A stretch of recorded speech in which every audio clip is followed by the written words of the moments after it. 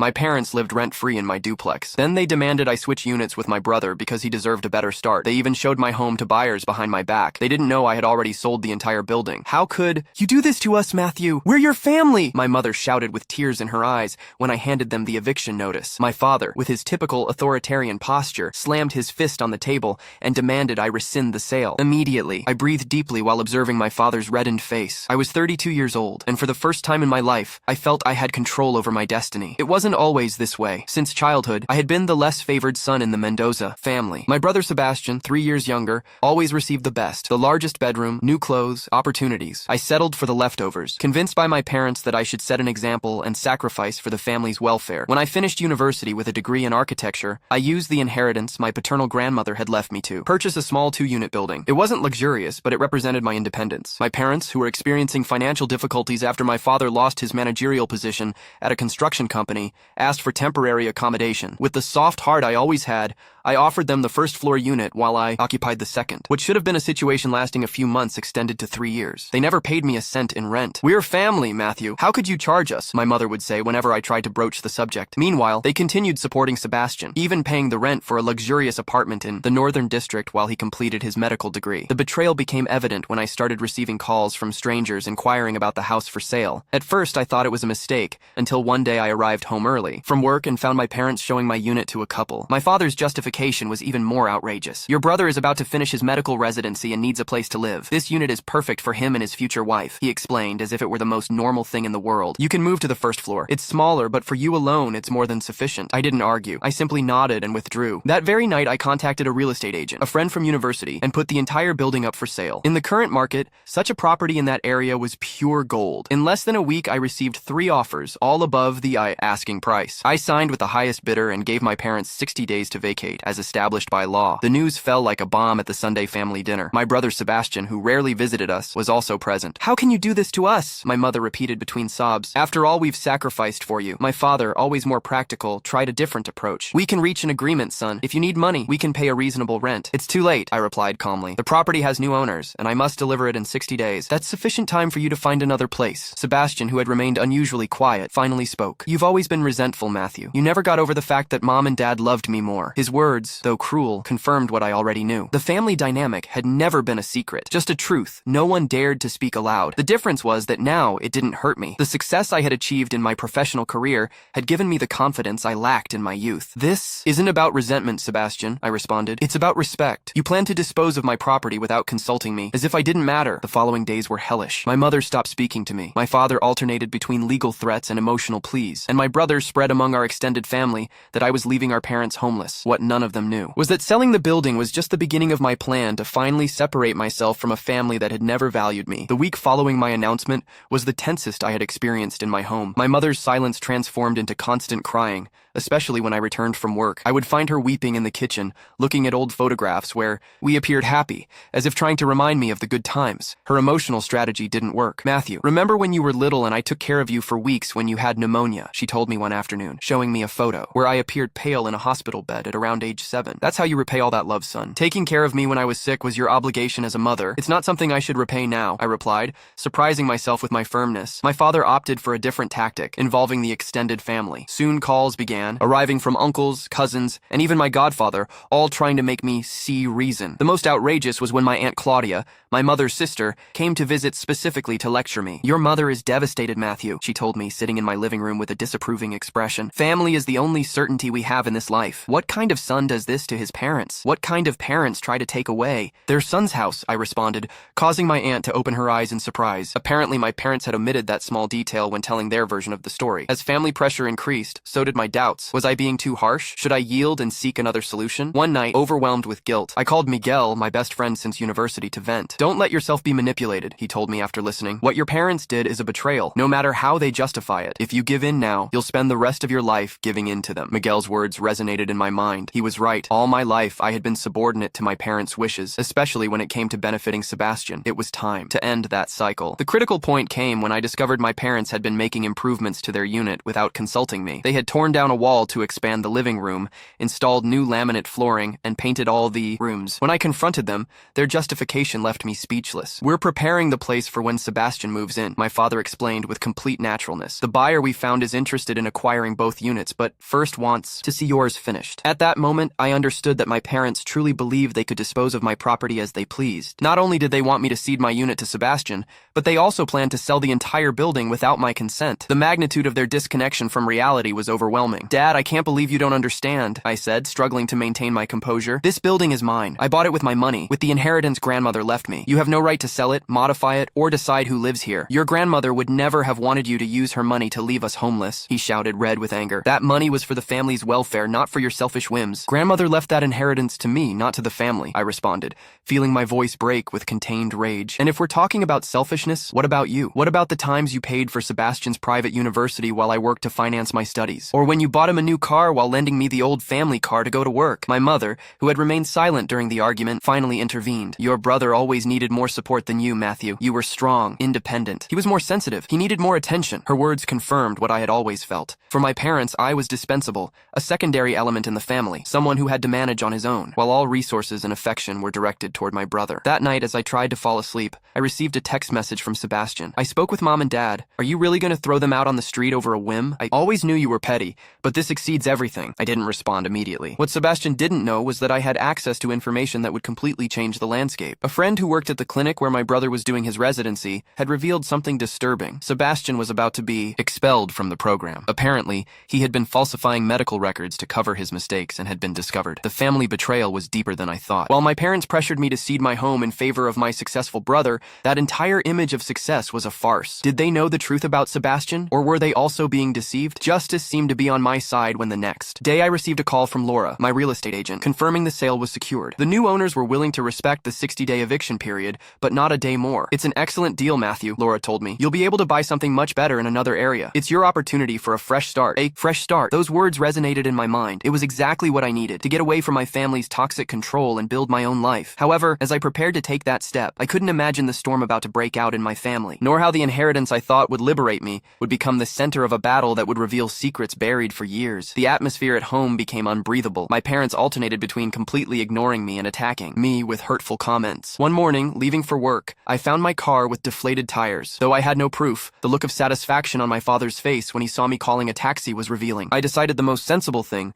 was to temporarily move to an apartment belonging to a friend who was traveling. I couldn't continue living under the same roof with people capable of such hostility. The day I gathered my essential belongings, my mother blocked my path at the door. If you walk out that door, you're no longer my son, she warned me with reddened eyes. Mom, I'm not abandoning you. I'm selling a property that's mine and giving you enough time to relocate. You're betraying us. After all we sacrificed for you, I breathed deeply. What exactly did you sacrifice? Because as far as I can remember, all the sacrifices in this family were made by me. It was always Matthew. Give your room to your brother. Matthew, lend your car to Sebastian. Matthew, we can't go to your graduation because Sebastian has an important game. My mother's face transformed. For an instant, I saw something I had never noticed before. Guilt. Quickly, her expression hardened again. You're just like your grandfather, selfish to the core. Her words stopped me in my tracks. My paternal grandfather, from whom I had inherited the money to buy the building, was rarely mentioned at home. I knew there had been some kind of family rupture before his death, but I never knew the details. What do you mean? I asked, genuinely intrigued. Ask your father, she replied dryly, turning her back on me. That same afternoon, I received an unexpected call from Carmen, my father's younger sister, with whom we had little contact. Matthew, I heard what's happening with the house. We need to talk. We met at a downtown cafe. My aunt, always direct, wasted no time with small talk. Your father is furious because you're doing exactly what your grandfather did to him. Over the next 2 hours, Carmen revealed a family history that had been carefully concealed. My grandfather, a successful builder, had left my father out of his will, bequeathing to me, his first grandson, a considerable part of his estate. The reason, my father had tried to appropriate his properties years earlier, claiming my grandfather was mentally incapacitated to manage them. Your father never told you because he wanted to control that inheritance through you, Carmen explained. When you bought the building with that money, he thought he could finally benefit from what he considered rightfully his. The revelation was like a slap. My entire adult life had been based on a lie. My father had not only hidden the true story of my inheritance, but had also tried to manipulate me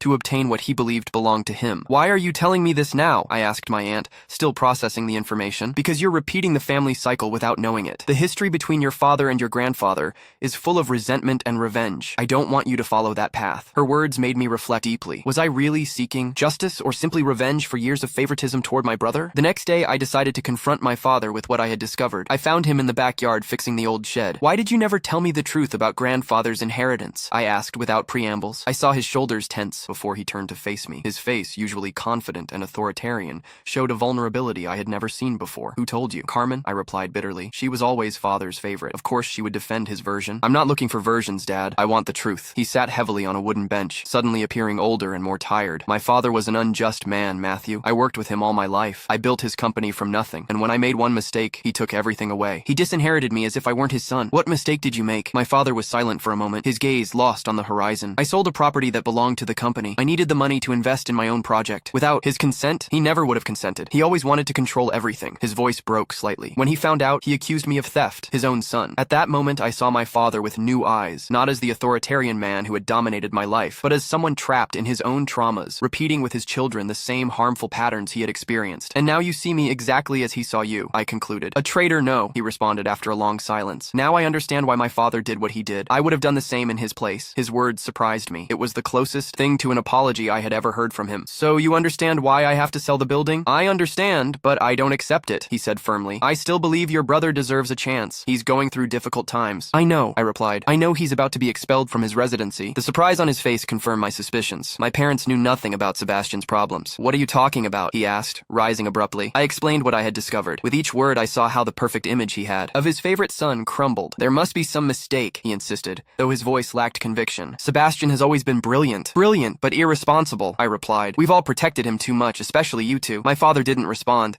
but I could see the internal struggle in his eyes. His world, carefully built, around the idea that Sebastian was the perfect son who deserved all the support, and I was the self-sufficient one who needed nothing, was collapsing. That conversation marked a turning point. It didn't magically solve our problems, but for the first time in years, there was honest dialogue between us. However, while my relationship with my father showed signs of improvement, the situation with Sebastian was about to explode catastrophically. The following week, while at the office, I received an urgent call from Laura, my real estate agent. Matthew, we have a serious problem with the sale, she told me with a tense voice. The buyers received a legal notification declaring that the property is in dispute. They've put the operation on hold until it's resolved. What? What dispute? I asked, confused. Apparently your brother has filed a legal claim alleging that part of the property belongs to him. He says he has documents to prove it. The news left me frozen. Where had Sebastian gotten such documents? And what exactly was he claiming? The path to my financial and emotional freedom, which seemed so close, was now complicated by a new obstacle, one that threatened to unleash the biggest family conflict of our lives. I immediately contacted Jorge, my lawyer,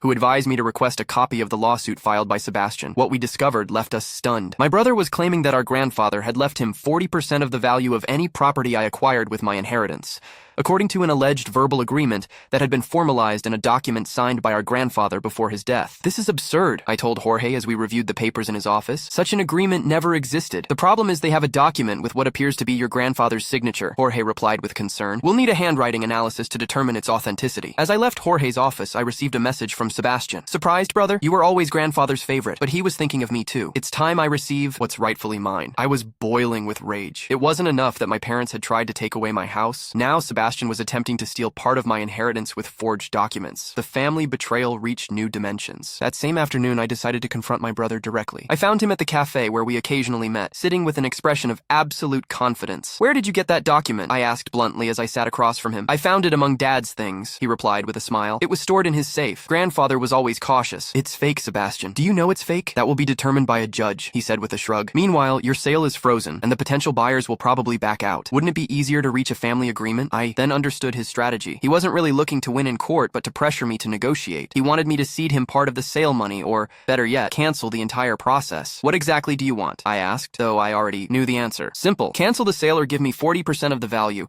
It's fair according to grandfather's wishes, and your problems in the medical residency are also fair. His expression changed instantly. Confidence gave way to surprise and then to anger. Who told you? He asked through clenched teeth. That doesn't matter. What matters is that while our parents sacrificed everything to give you the best start, you were falsifying medical records and putting patients at risk. You know nothing, he snapped. It was a misunderstanding. It's already resolved. Is it resolved? Or do Mom and Dad simply not know the truth yet? Leave them out of this, he warned. They don't need more disappointments. His words revealed what really concerned him. Not losing the residency, but losing the perfect image our parents had of him. Withdraw the lawsuit, Sebastian, I said, standing up, or our parents will know exactly what kind of doctor you are. I left him furious, but I knew my threat wouldn't be enough. Sebastian was cornered, and desperate people are the most dangerous. That night, I received an unexpected call from my Aunt Carmen. Matthew, have you spoken with your father today? She asked without greeting. No. Why? He suffered a mild heart attack this afternoon. He's stable, but they're keeping him under observation. revelation, the world seemed to stop. Despite all our conflicts, the idea of losing my father terrified me. I drove to the hospital immediately, with guilt eating away at me. Had our argument about Sebastian caused this? In the waiting room, I found my mother,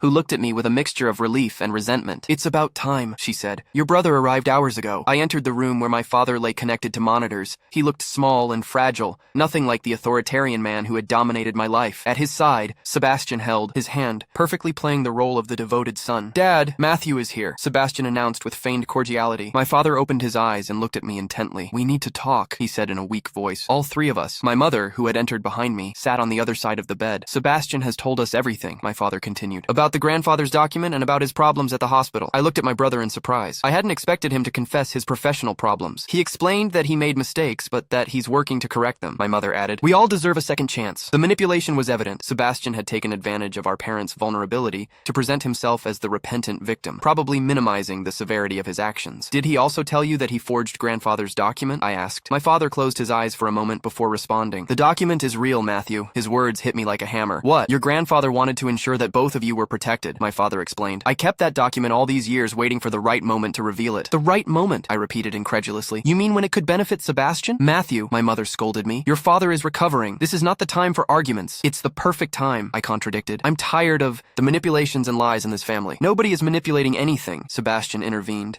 "The document exists, it's legal, and I have a right to my part of the inheritance. If the document were real, why did it appear just now? Why not when I bought the building 3 years ago?" "Because I was hoping you would do the right thing of your own accord," my father answered. "That you would share with your brother as family." The hypocrisy was crushing. "Like you shared your father's company with your siblings, or have ever shared with me." My father paled. The heart monitor began to emit faster beeps. "Enough," intervened a nurse who had entered, alerted by the monitors. "Everyone out, except the wife." In the hallway, Sebastian confronted me. "Well done, Matthew. You could have killed Dad with your selfishness." "My selfishness? You invented a fake document to rob me." "It's not invented," he insisted. "And if you continue with that attitude, we'll see each other in court." As I watched my brother walk away down the hospital corridor, I knew I had reached a point of no return. It was no longer just about my house or my inheritance. It was about breaking the toxic cycle of our family. I needed concrete evidence of the forgery and knew exactly where to look for it. That night, taking advantage of my parents still being at the hospital, I entered their house using the key I still had. My objective was the safe my father kept in his study. I had known the combination for years, having accidentally seen him open it. I had never used it, respecting his privacy, but now the situation warranted it. The safe contained important documents, deeds, insurance policies,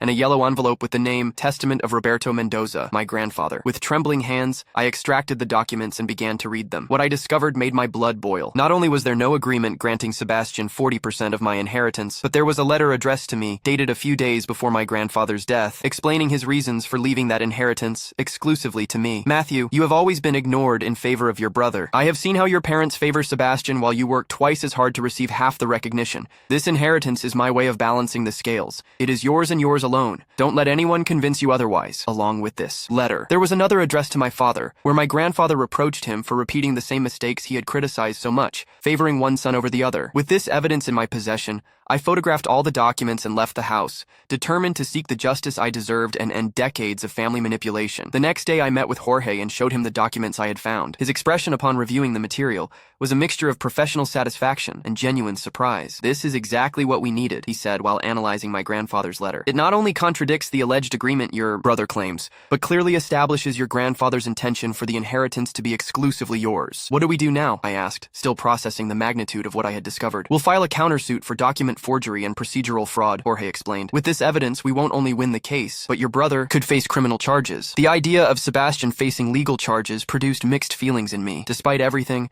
he was still my brother. Do I really want to take him to court and possibly to jail? Is there any alternative? I asked. Jorge looked at me thoughtfully. "You could use this evidence to force an out-of-court settlement where he withdraws his lawsuit and signs a document acknowledging he has no rights to your inheritance." That afternoon, I received a call from the hospital. My father had experienced a complication and urgently requested to see me. When I arrived, I found him connected to more machines than the day before. My mother and Sebastian were by his side, both with grim expressions. "I need to speak with Matthew alone," my father requested in a weak voice. After some protests, my mother and brother left the room. As soon as the door closed, my father spoke. "I know you went into the safe. There was no point in denying it." "Yes, so now you know the truth." "I always knew, Dad. I just needed proof." My father closed his eyes for a moment as if gathering strength. "Your grandfather was right about me. I've made the same mistakes he did." Seeing him like this, vulnerable and repentant, disarmed part of my anger. "Why, Dad? Why always always Sebastian. When you were born, you were so independent, so strong like me, he began. And then came Sebastian, so fragile, so in need of protection, like your Uncle Carlos was. I had never heard much about Uncle Carlos, my father's younger brother, who had died in an accident as a teenager. Your grandfather always blamed me for not taking better care of Carlos, he continued. I swore I wouldn't make the same mistake with my children,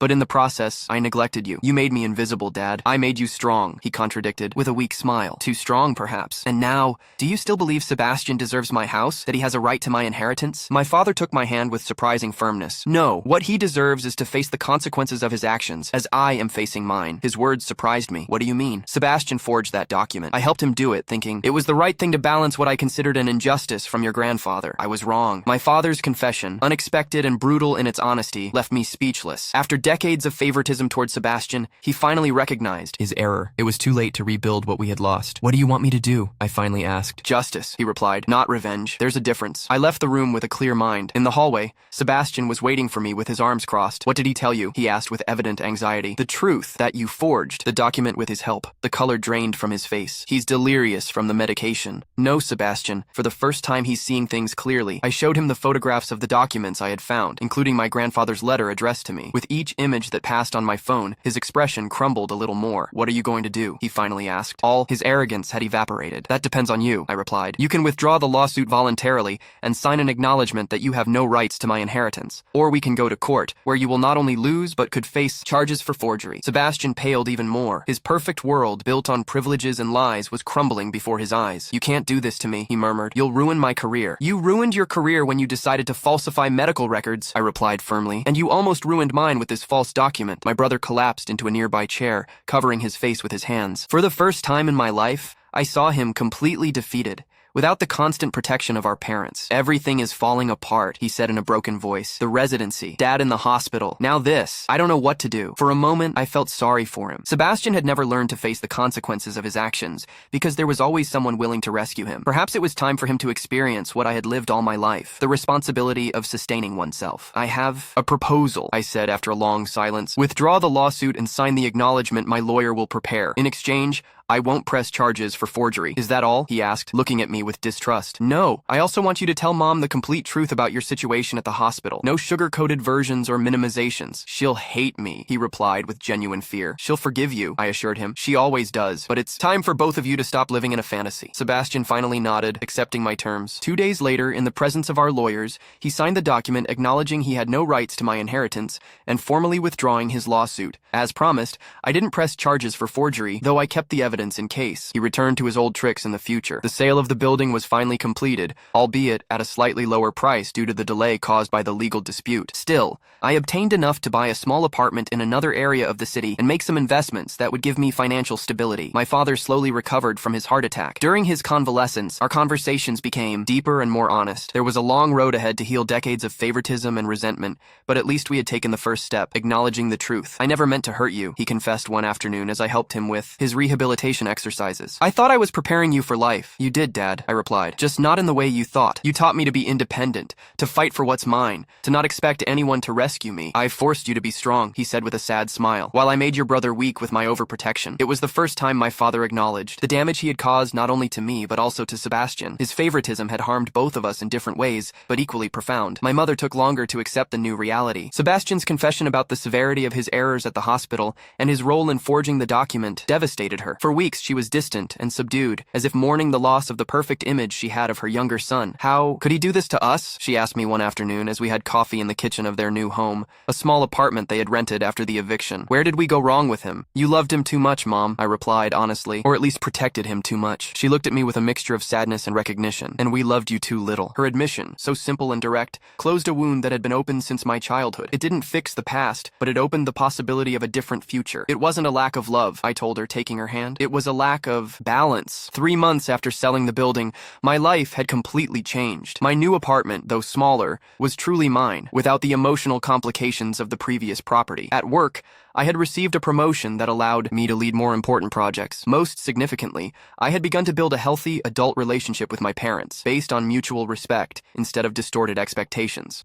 Sebastian faced the consequences of his actions. He was temporarily suspended from his medical residency and had to undergo a period of strict supervision before resuming his training. The process was humiliating for him but necessary. For the first time in his life, he was learning that actions have consequences that not even our parents' unconditional love could erase. One afternoon, as I finished unpacking in my new home, I received an unexpected visit. It was my Aunt Carmen with a bottle of wine and a small plant as a housewarming gift. "Your grandfather would be proud," she told me as she toured the apartment, "not just for what you've achieved, but for how you've handled this whole situation." "What do you mean?" I asked while pouring the wine. "You could have sought revenge, destroyed your brother, and completely distanced yourself from your parents. No one would have blamed you. Instead, you chose justice without destroying your family in the process." Her words made me reflect. Despite the pain and betrayals, I had never wanted to completely break with my family. What I sought was balance, respect, and honesty, not destruction. "The most valuable inheritance your grandfather left you wasn't the money," Carmen continued. "It was his example of integrity." That night, after Carmen left, I sat on the balcony of my new apartment contemplating the city lights. I thought about the long and painful road I had traveled to reach this moment of peace. How a property, an inanimate object of brick and cement, had served as a catalyst to expose truths buried for decades and transform family dynamics that seemed immutable. The true inheritance I had claimed wasn't the building or the money from its sale. It was my independence, my dignity, and paradoxically, the possibility of a more authentic relationship with my family. For the first time in my adult life, I felt I had found my place in the world and in my family, not as the ignored son or the resentful brother, but as a man of integrity who had fought for what legitimately belonged to him, the path to family. Healing was just beginning, but at least now we were all walking on a foundation of truth,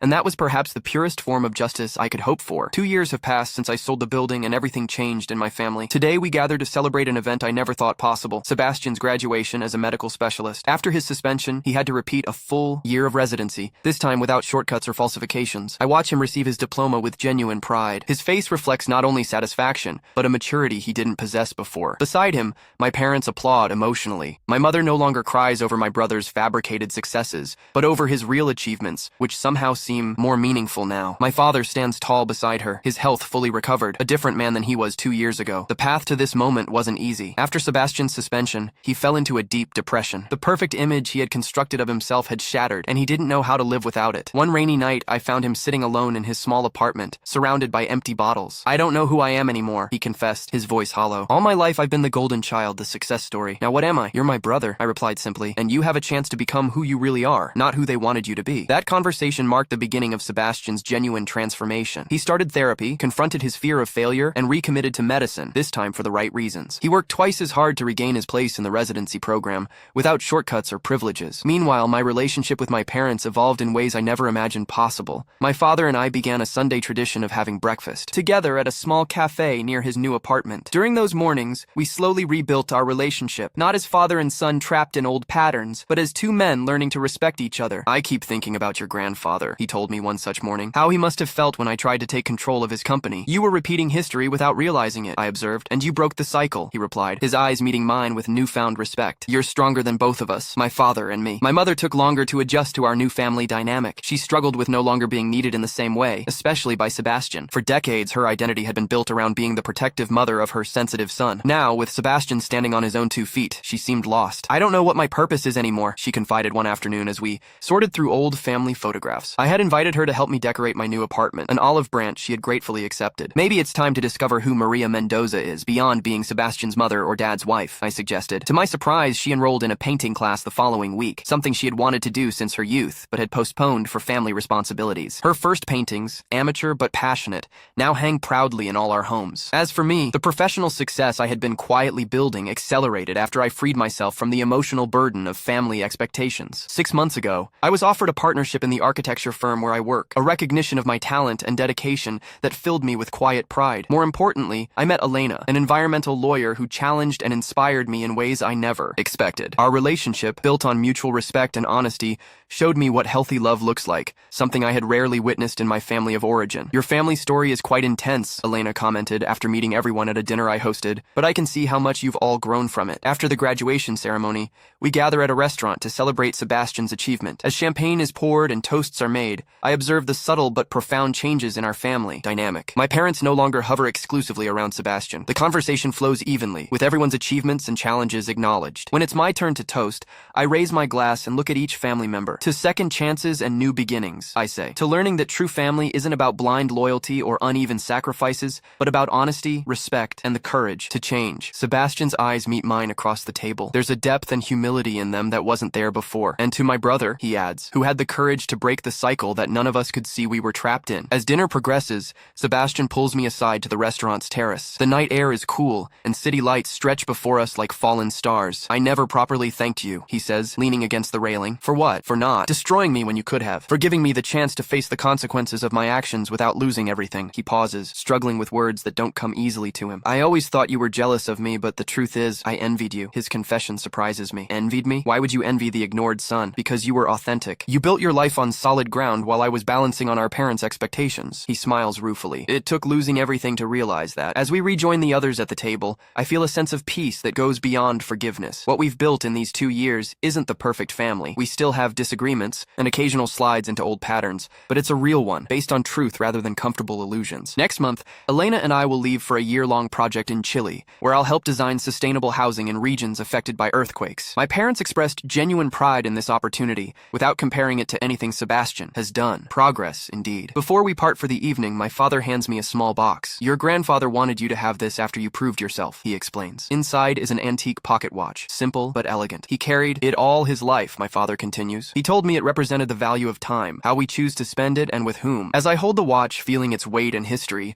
I think about cycles broken and lessons learned. The Mendoza family story isn't over. In many ways, it's just beginning. But now we're writing it together, each of us holding the pen to our own chapters while respecting the others. The inheritance I claimed wasn't just about property or money. It was about claiming my place in the family narrative, not as the forgotten son or the resentful brother, but as Matthew Mendoza, a man who had the courage to demand justice and, in the process, helped his family find their way back to each other. As we say our goodbyes in the parking lot, hugs are exchanged with genuine warmth. Sebastian whispers in my ear, "Thank you for showing me that real strength isn't about having everyone's approval, but about standing in your truth even when you stand alone." I drive home to my apartment, not the grandest place I've ever owned, but the first that feels truly mine in every sense. On my balcony, I look out at the city and feel a profound gratitude. The road was painful, but necessary. Some inheritances aren't written in wills or deeds. They're written in the choices we make and the courage we find to break cycles that no longer serve us. Tomorrow is a new day in a story still being written, and for the first time in my life, I'm excited to see how it unfolds.